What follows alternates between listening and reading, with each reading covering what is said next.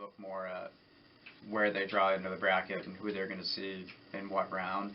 And looking at the brackets, I feel we've got a good shot here to do some damage. So I think a lot of our guys have some pretty decent roads to place. I mean, that's the goal right now, is place first and then hopefully place high.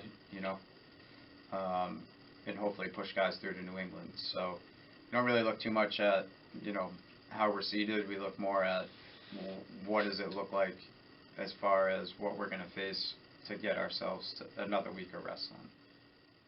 I feel that it's kind of like it's just your time to show everything that you've done and like how good you can be, and that I'm just going to let loose and not really focusing on the outcome, just focus on the process and just wrestle as best I can and how good I know I can, which is really good. So hopefully everything's going to go the way I want. Definitely been thinking about it for like the last few nights. It's a huge accomplishment. After D2s, I celebrated. I ate a lot of Chinese food, and even though that's not beneficial for MOCs, just because I have to lose weight, I felt like I earned it. I put years in. I figured that I earned a lot of food. That's kind of how I celebrated. Yeah, I think we definitely have some people that can go to New England, which I think would be amazing. I'm hoping to.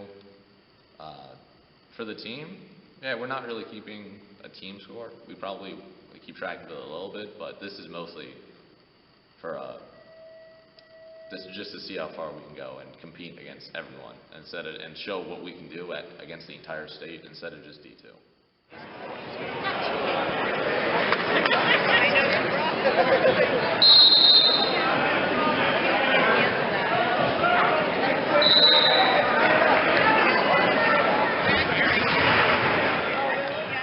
Those that are in the championship finals later today, we need finals information sheets going up to that table. Pick one up, fill it out, make sure we get it back. Finals information sheets for those semifinals on the 2 and 3. Those will become contributions.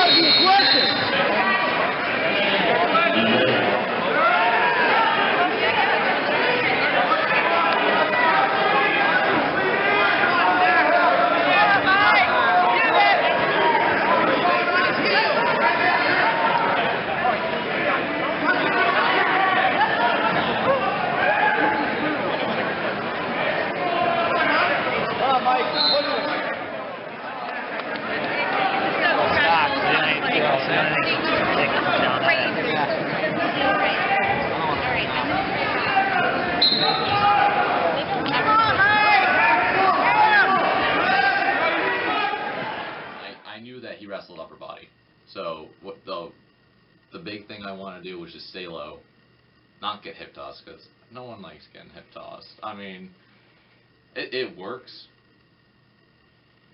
pretty often. I mean, especially seeing how I don't work upper body that often, so I don't know how to defend it really. So I really just didn't want to get hip tossed. So I stayed low. I tried to get some ankle picks, and I almost got a couple shots off, but it just didn't work out in the end.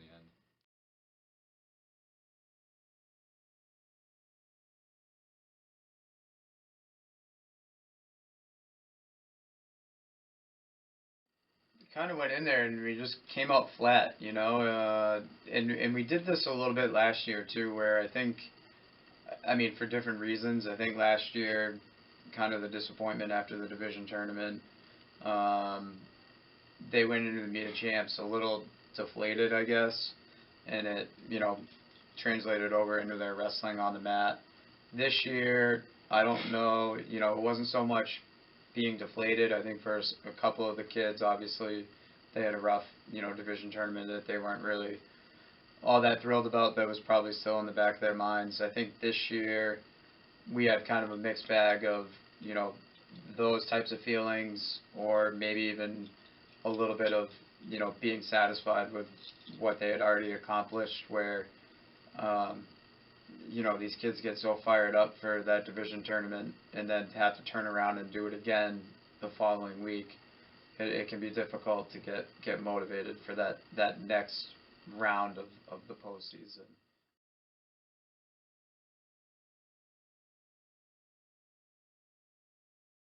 I was going to face him in the third and fourth place finals because, like, usually my first match, I don't really like having, like, a tough guy, you know. For my first match, I need to, like, I don't know, get all warmed up for it, like, get in the wrestling zone.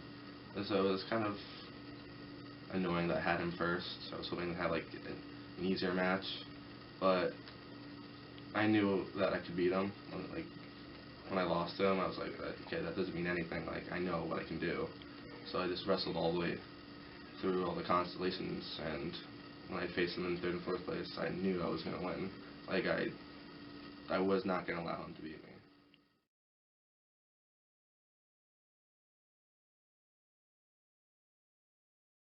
And I never placed in years before, and I was just kind of going into it like, well, I just want to get to New England. Like, I don't care what I do. So I was kind of shooting for third because I just wanted to make it to New England's because I never wrestled in New England's before. I wanted to do that in my wrestling career. Before that match started, I just, told him this is his senior year, and, he makes of it what he wants to make of it.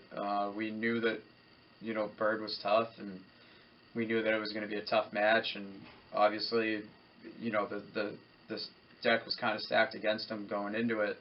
So he had absolutely nothing to lose going out there, and I just wanted him to go out there and let it all hang out, and whatever happened happened. As long as he wrestled his match and gave it all he had, then whatever the end result was, we would be okay. And your final 145 pounds from Bedford, Yuri Gramakov. Now on deck on number 3. 170-pound semifinal. Richie Hill.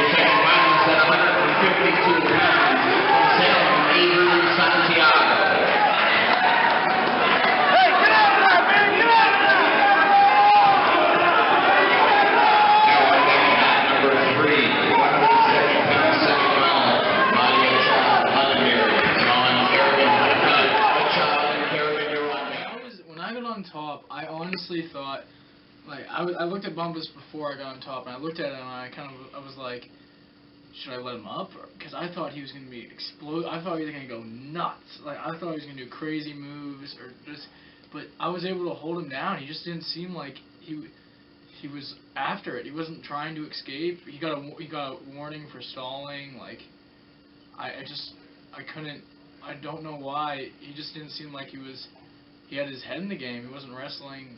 It didn't seem like he was trying to wrestle me, and I didn't mind. I was trying to run the wing, and he stayed down, and I just kept on doing that for 2 minutes, and then it was my turn to be on bottom. The biggest thing going into that third period was, him riding him out for the whole second period was huge in terms of that match win.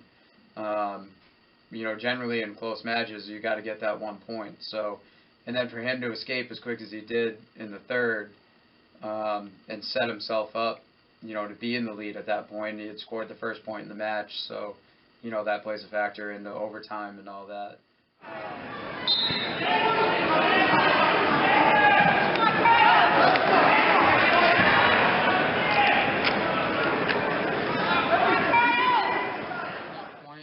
I started feeling excited. I was like, this is crazy. I was like, is this the point where he's gonna, like, I knew I wasn't gonna try to go in the attack position. I was playing extremely defensive at that point because I was up by a point, and I was gonna wrestle with him as much as he was gonna wrestle with me. But it wasn't like he was wrestling with me.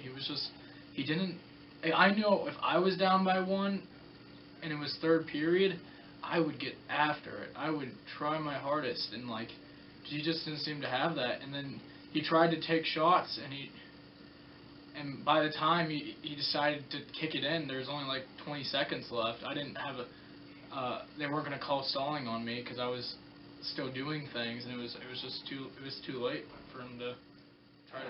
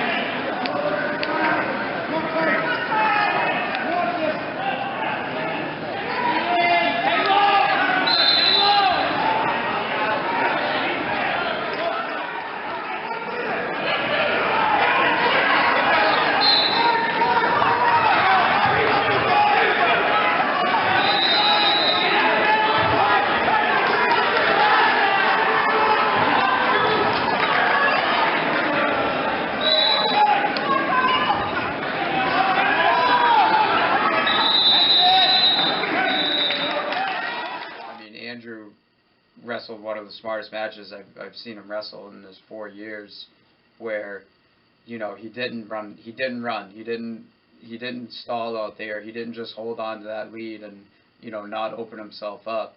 And, you know, at one point he had gotten warned, which you know, for me as his coach, I was kind of, I thought it was a little questionable, but that's okay.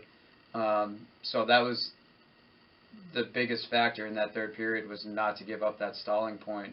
And Andrew did everything he could and everything that he had to not give up that point. And when he ever, you know, with 15 seconds left, just made one of the, you know, smartest wrestling moves that he could have made, and he got in on that leg, completely takes away any question of whether he was stalling or not.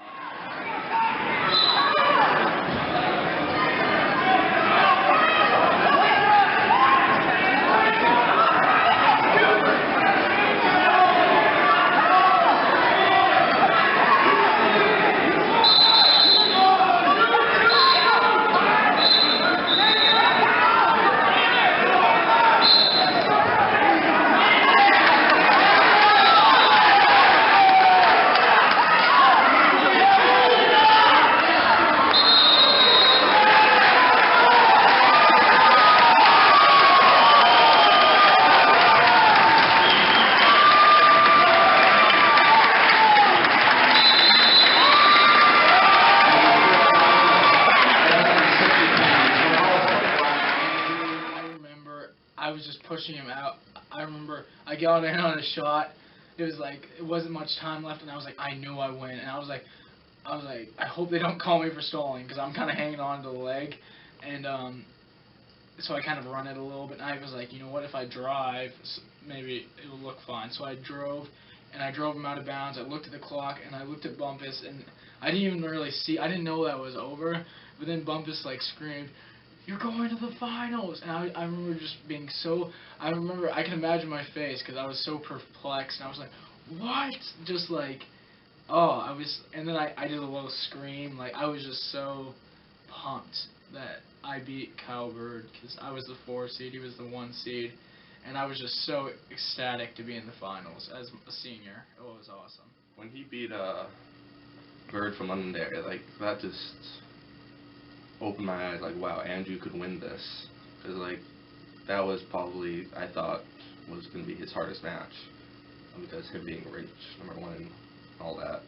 But, like, once he beat him and got to the finals, like, he just kept going, and when it was really exciting to watch. Like, I'm extremely proud of him. Just seeing him in the finals was amazing, because, I mean, we haven't had someone go to the finals in a while now. I think Casey, I forget what year he was.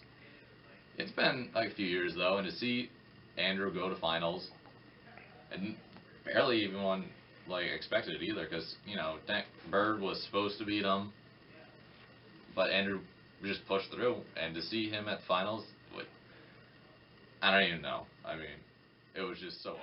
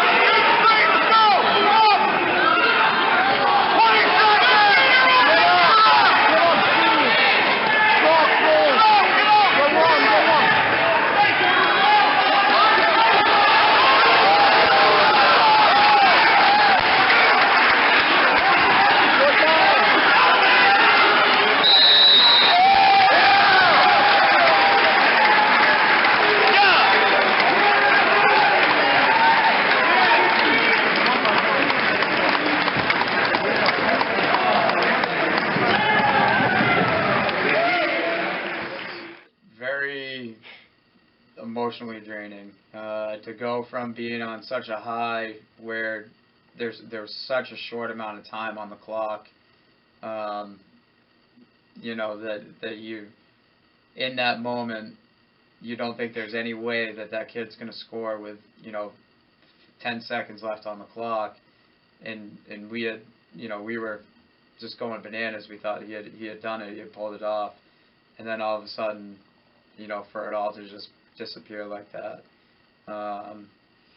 you know, it was draining. It was it was heartbreaking for us as coaches, and you know, for Andrew, for those 4 years to just kind of, it was like it slipped away in just a matter of, you know, 5 seconds. It was gone. So, you know, it stung a little bit, but he's a good kid. He bounced back. It's pretty, like, I'm handling it pretty well, but I'll just think about it for a second, and I just get, like, a flood of sadness, and, like, I could have, like, the day after, or even that night of, when I was, like, trying to sleep, I remember just thinking of things that I could have done, and it felt like I could have done that, but I kept on thinking, like, shaking it off, and, like, thinking, oh, well, I could have done that, but I didn't. It's already happened. Like, I almost felt like I was trying to relive the experience and, like, try to win, but it was too late at that point. I already lost, and there wasn't anything I can do. I got second place, and that's that.